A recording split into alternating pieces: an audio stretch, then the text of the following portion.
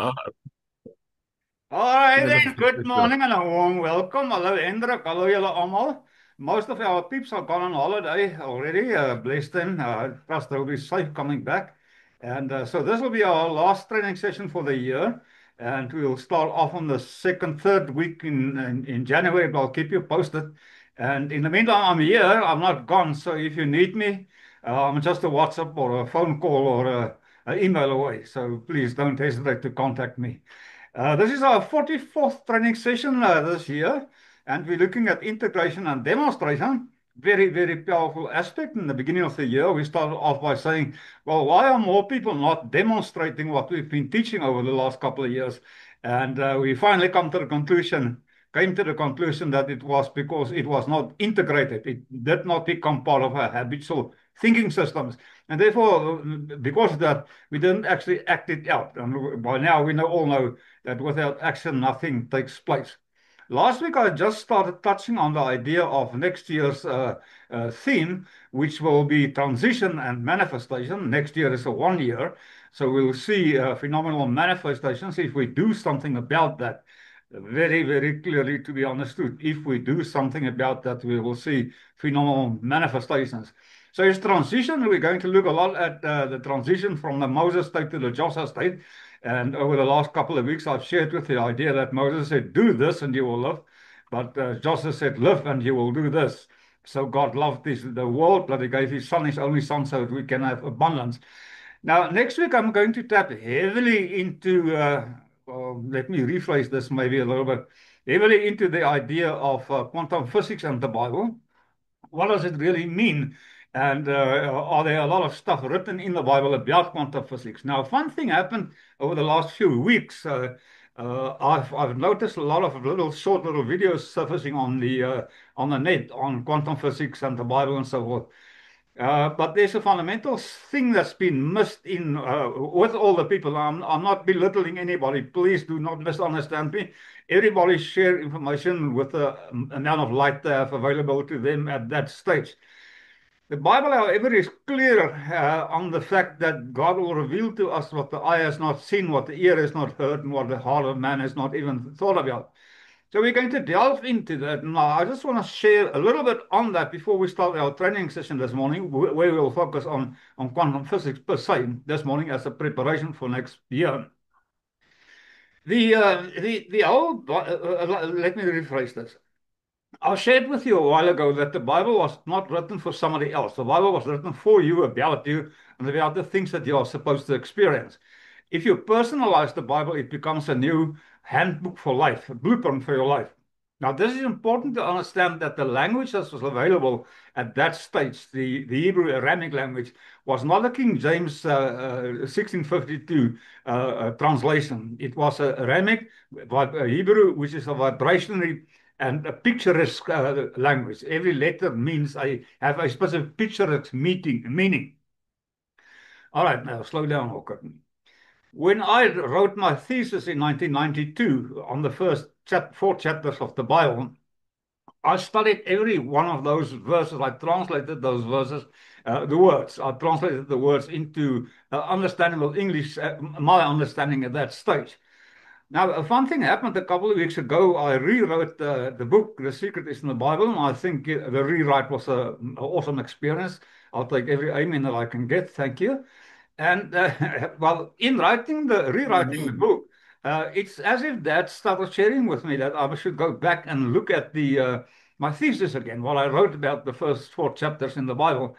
And I went there, and I'm going to take out one verse, one word there, and then I'll elaborate a little bit more on the quantum physics involved in the Bible, in the oneness concept. We are all one.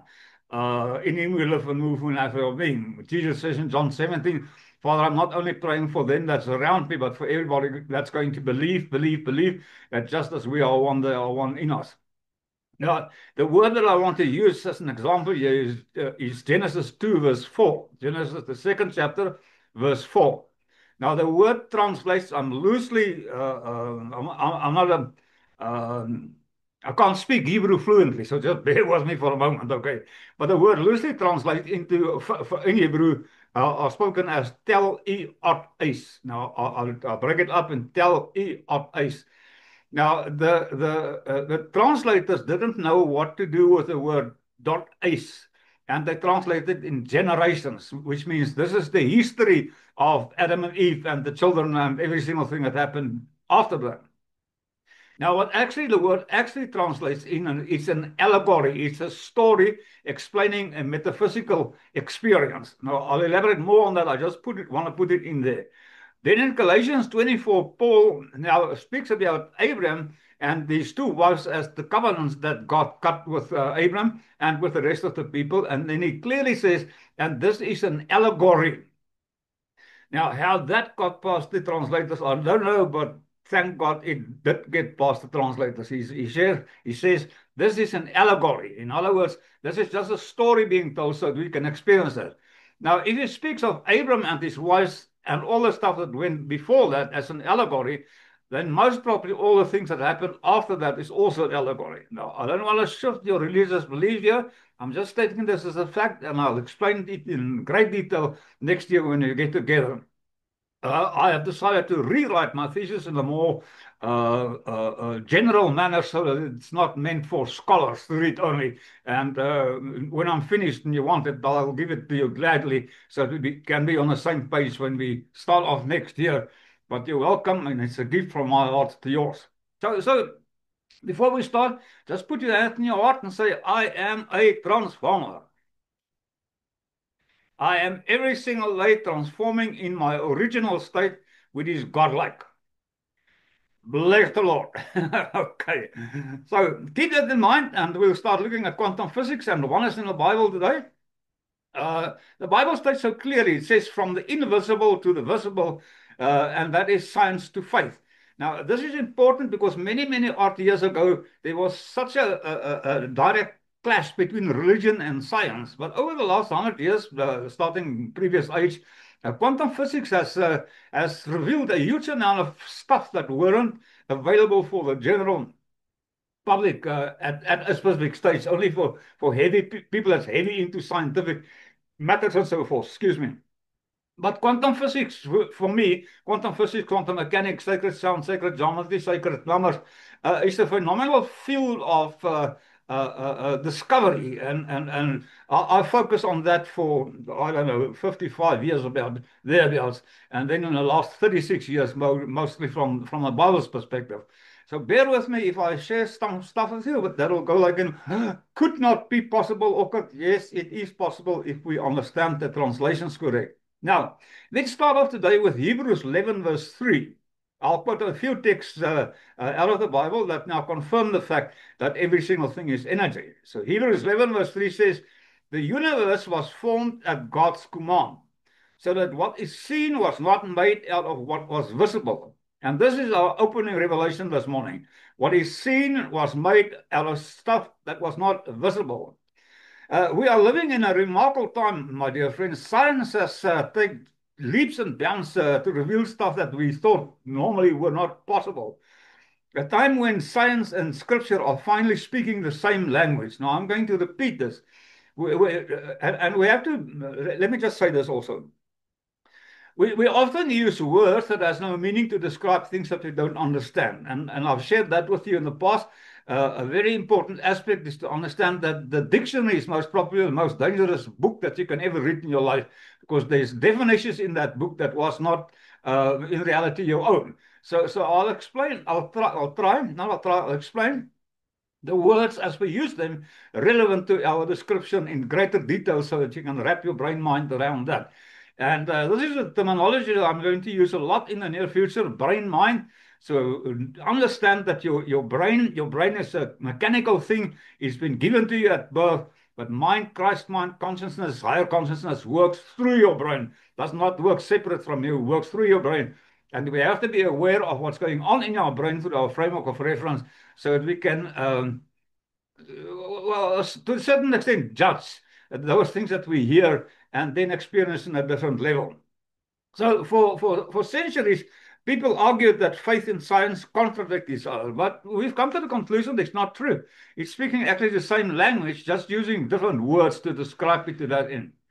But here, Hebrews 11, verse 3 stands out at the center of history and whispers, one day you will understand. Many, many, many odd years ago, thousands of years ago, it was written in there, and the underlying principle is one day you will understand.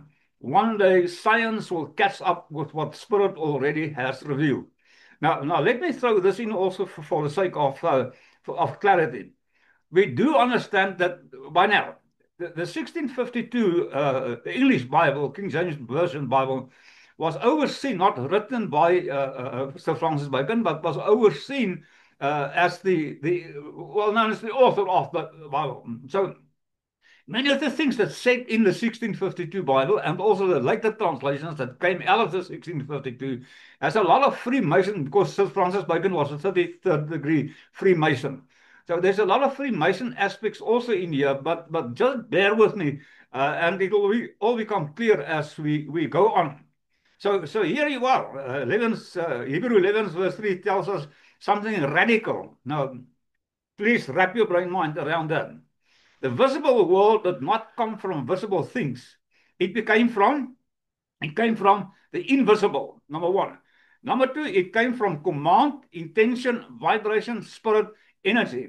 And I'm literally reading this off of my notes. I don't want to miss something, because the whole world was created through a specific set of rules. And once we understand the set of rules, we can also create our own world.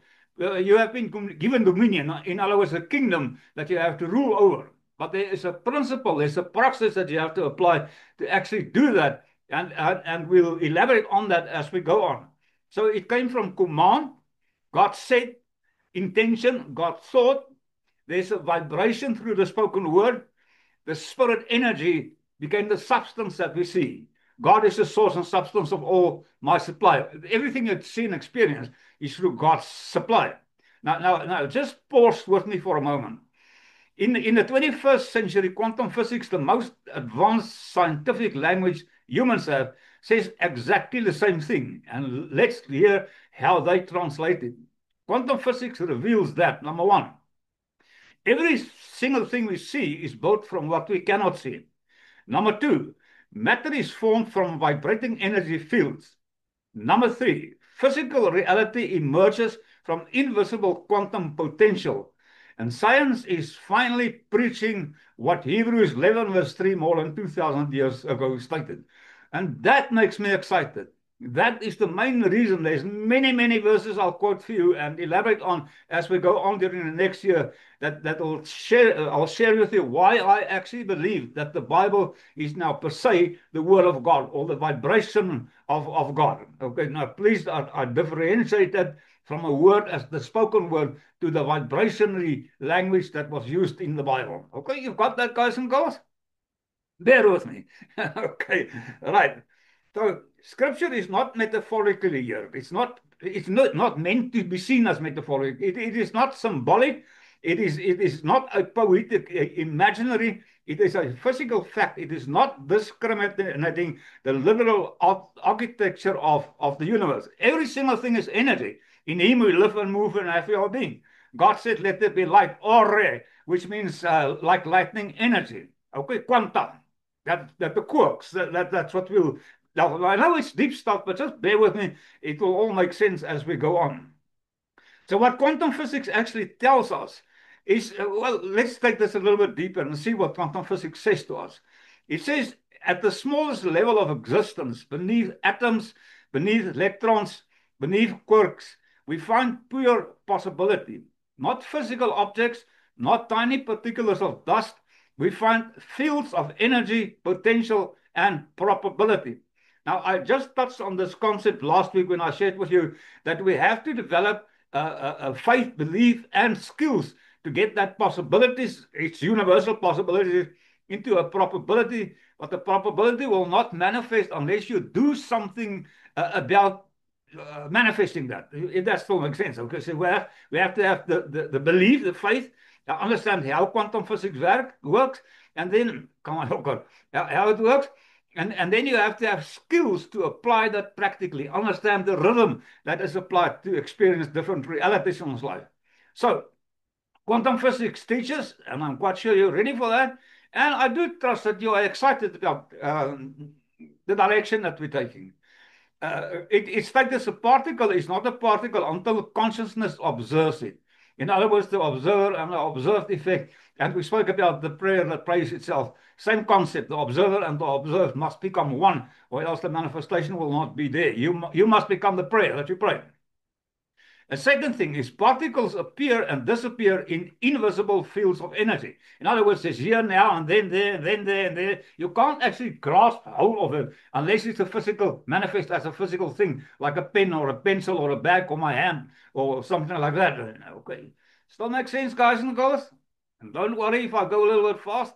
We'll delve deep into this, and because this is such a heavy stuff. If you'd like me to send you my notes, just let me know, WhatsApp me or email me, and I'll gladly send you my notes so that you can get a deeper aspect of that, understanding of that. So the third thing is everything exists first as an unseen possibility before it becomes a visible form. Now remember, possibility, probability, skills applied, and then a visible object in the end through manifestation or a physical doing, creating something. Number 4, reality is responsive. It shifts based on intention, expectation, and focus. Where your focus goes, attention goes, energy flows, substance manifests. Now we'll deep dive into these things because for me, I'm tired playing in a little waves. I don't want to become a wave. I want to become the ocean. So that's the basic bottom line. And I've known these things for many, many odd years and sort of forgot it, but it's the right time to start surfacing it again now. So there's a few things that you have to understand. It shifts based on intention, expectation, and focus. Where your focus goes, energy flows, substance manifests. Can't work any other way. It's a given scientific, biblical, faith-based fact. Now listen to Hebrews 11, verse 1. Faith is the substance of things hoped for, the evidence of things not seen. That means substance before evidence. In other words, a thought can create substance, but there has to be an evidence first between your ears on the hard drive. You have to, in your hard drive now, start putting those things in place so that it can manifest. So substance before evidence, and then the unseen before the seen. It all starts with a thought, like a person thinketh in their heart. So are they, labbe, thoughts and feelings of the brain, mind. So bottom line is there has to be an intention before there can be a manifestation. What do you want me to do for you? What's your expectation? That's a verbalized intention. Now, quantum physics calls it wave function collapse. In other words, this is a wave. The moment you focus, there's a collapse and there's a particle. In other words, there's a manifestation. There's a wave, there's focus, particle collapse, and there's a manifestation of certain objects. Doesn't work any other way. It's the way it works through faith and through science explained. The Bible calls this faith. Faith, wave collapsion, the Bible calls faith. Scientists say the observer influenced the field. By now we all are supposed to know that. Okay? Now scripture says your faith influenced reality. Same thing, just different words used to describe exactly the same thing. Please, you have to catch up on this, okay? We're going to do wonderful things next year, starting now. I love it when a plan comes together. Now, there's 2 languages that's spoken, but only one truth that's revealed through our exploration of the depth of that was written so many thousands of years ago. So, in other words, the oneness is all things. All things are one. Quantum physics reveals something breathtaking. At the deepest level, everything is connected to each other. Every single thing is connected to each other. Particles communicate instantly across unimaginable distances faster than the speed of light. There's an exercise that's been done. I don't agree with it, with the experiment, but it has been done. Where they took a rabbit and the rabbit had babies, and they took this baby rabbits into a submarine. And thousands of kilometers from the mother rabbit, they took that baby down to the bottom of the sea and they killed the rabbits. Now, clearly stated, I don't agree with that, but this is a scientific experiment that was done. And the moment they killed that baby rabbits, the mother rabbit instantaneously reacted on the impulse by knowing something bad has happened to her babies. And we've all had those similar kinds of experiences through intuition being revealed to us. So at the deepest level, every single thing is connected. We just went to sleep. And that's the prerequisite. Next year, we will go through those sessions again. Wake up now, let's sleep, as Ephesians 5, verse 14. Okay, pick up your cross, crucify the old person, resurrect into the superhuman you really are meant to be. Ay, ay, ay, ay, ay, ay, ay. Particles communicate instantly across unimaginable distances. There's no wires, there's no telephones, there's no cell phones, there's no time delay, there's no physical connection, just instantaneously the connection are there when information are shared. It's just an invisible oneness. Now here Jesus pray in John 17 verse 21, Father, that they may all be one, just as you and I are one. Paul echoes this in Acts 17 verse 28. He says, in him we live and move and have our being. Without that substance, we can't be alive. The substance, the energy, the God, Christ consciousness. Okay. In him we live and move and have our being. Scripture has been declaring this. There's no separation. Creation is one field. Spirit permeates every single thing in this universe.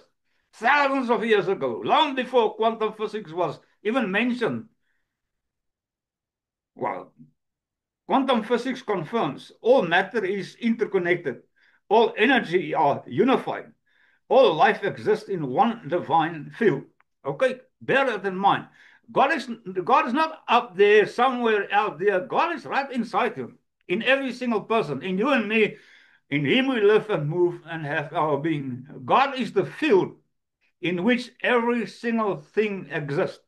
And at a stage next year, I'll speak to you about linear time and outside of time. God is yesterday, today, and tomorrow exactly the same, out of a quantum perspective.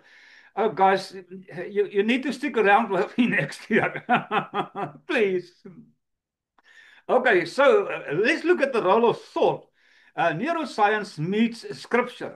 That's a given fact. I mean, neuroplasticity has done a huge amount of research, starting off with neurolinguistic programming, then it shifted to neuroplasticity, and huge fields of potential that has been discovered existing through your neurons, neural pathways, etc. Again, next year we'll deep dive into that. So neuroscience adds another layer of this revelation. Research has shown, scientifically proven, thoughts create measurable electromagnetic fields. Number two, repeated thoughts shape brain pathways. Number three, emotional states change cellular function. What a phenomenal statement, and experientially proved. Number four, intention changes biochemistry. Belief rewires the brain. What you think about, you can bring about. Consistency. Yes, our Proverbs 23:7, a beloved verse of mine, states it. As a man thinketh in his heart, labeh, thoughts and feelings of the mind. Your thoughts are not random. Yeah, it could be if you're not disciplined, but the idea behind your thoughts was given as a tool to you. It's not random. Your emotions are not meaningless. They are there for a reason. Your imagination is not child's play.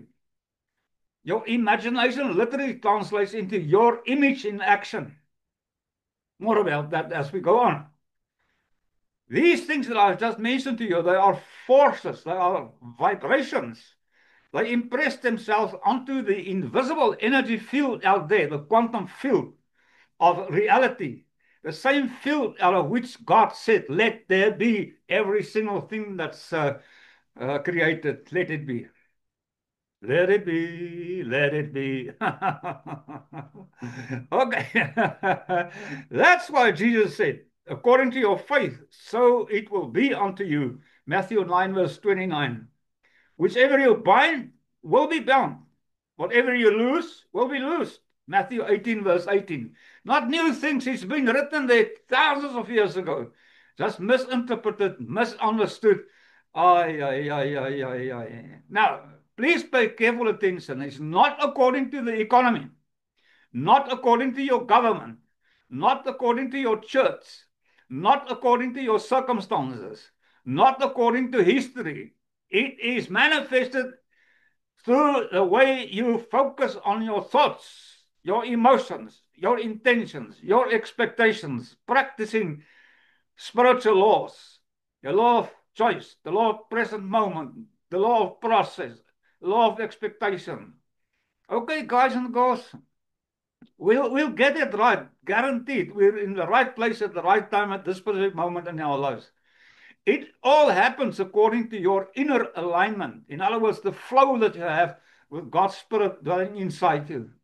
You are shaping reality from the inside out, not from the external. We use the external as a feedback mechanism, but we create from our internal world, the real world, the quantum world. That is the biblical blueprint of our creation. So let's revisit the first sentence God ever spoke in the universe, in the known universe now. He said, Genesis 1 verse 3, let there be light. Now, on our group, I elaborated a little bit on that a while ago, just a short 2-minute video, just because I want you really to get this information from all sides, all perspectives, so that you can like, well, science now tells us light is not just brightness, it is a vibration, it is information and energy. I'm going to repeat those 3 words again. Science declares it is a vibration, a wave, it is information, and it communicates with each other. The quarks, the quanta, communicate with each other. And it is pure energy. In its subtlest form, it's a pure energy. Light, in other words, is the building block of everything. You are the light of this world. You are the building block of this world.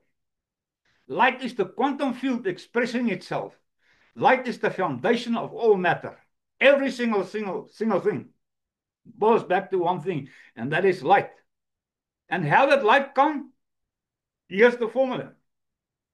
Not from visible raw materials. It came from the invisible, not from pre-existing matter. It was spoken into existence. Spoken. The word must become alive and live with you, vibrating at the same level as you. Okay, guys and girls, you still there with me? Time flies, but we're nearly there. Okay, now let's look at this. God spoke light into being. He commanded. God said. Now, I haven't got enough time to elaborate on that now again on bara, the word bara, B-R-A, bara, which determines creation. But if you've got my book, go read it again. Keep on reading it until it pops into your brain mind. This is the way things happen. It is the physical vibration, excuse me, of the word out there, which become physical objects in the end. So God spoke, there's vibration. He commanded, there's vibration. God intended, that's consciousness. You can't intend anything unless you're conscious.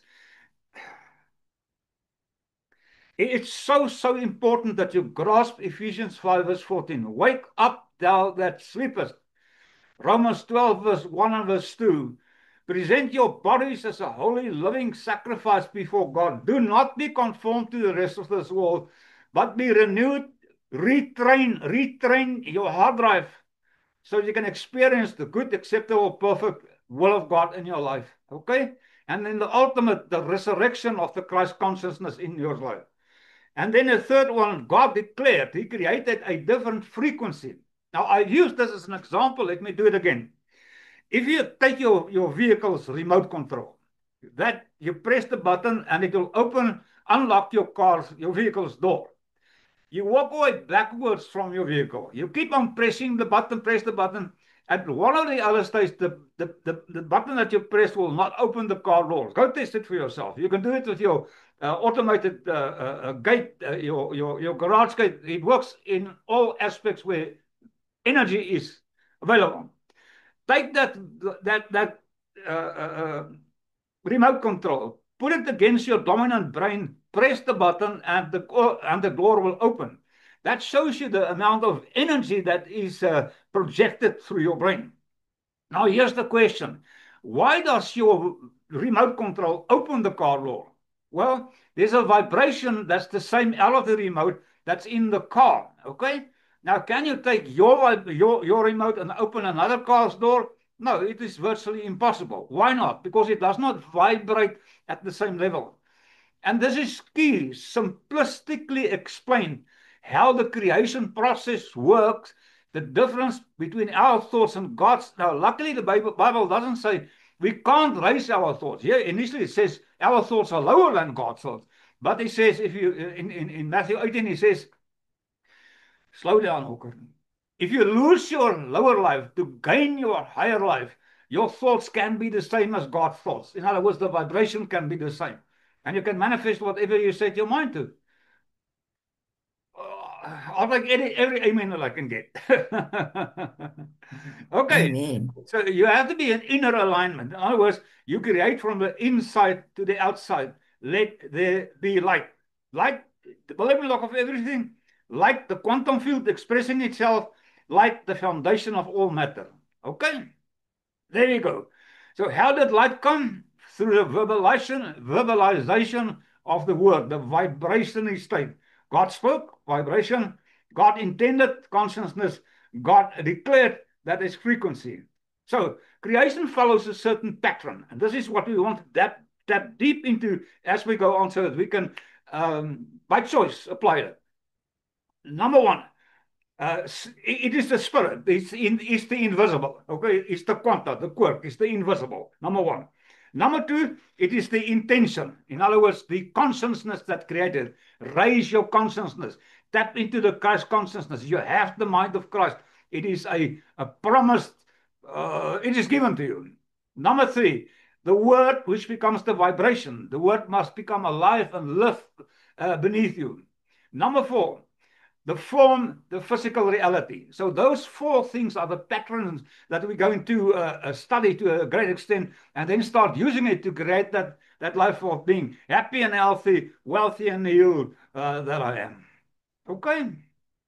I'm way beyond excited. Way beyond excited. It's time, gentlemen. Now remember, Hebrews 11 verse 3 matches Genesis 1 verse 3. And it matches quantum physics. The visible energies from the invisible matter arises from energy. Reality responds to consciousness. Reality responds to consciousness. Reality responds to consciousness. Reality responds to consciousness. What you see is what you saw. You remember Jesus, we spoke about that when he prayed for Lazarus. Dankie Jolanda. And he said, Dad, I pray because I know you always heard me, and therefore I know you're always hearing me now also. And there, Lazarus, he spoke to the problem, he verbalized the energy, and it manifested. So you have to realize the visible emerges from the invisible, matter arises from energy, and reality responds to consciousness. And this is not mysticism. This is the operating system of creation. This is not mysticism. It is the operating system of creation. Won't work otherwise. Absolutely, maybe, but guaranteed, this is the way it functions. So co-creation is your role in divine destiny, design. Now, remember I said we are not creators. We're not creators per se. We are co-creators with God. God is energy, so we need the energy to create. Don't say, I am just the creator. I am. You are nothing without the energy. Without God's essence, God's substance. God is the source and substance of all your supply. I'm closing. This is where it becomes personal. If the universe is formed from unseen energy, if faith aligns with creative power, if thought shapes fields, if the observer influences reality, then listen carefully to what I'm saying here. You are not a passive participant in life. You are a co-creator. You are not a victim of circumstances. You are not a prisoner of memory.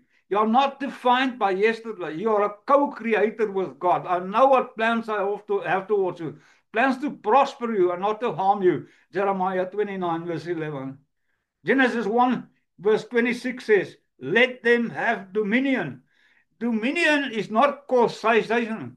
Dominion, Jesus said so clearly, greater work shall you do. John 14, verse 12. Speak to the mountain. Mark 11, verse 23. You shall decree a thing. Job 22, verse 28.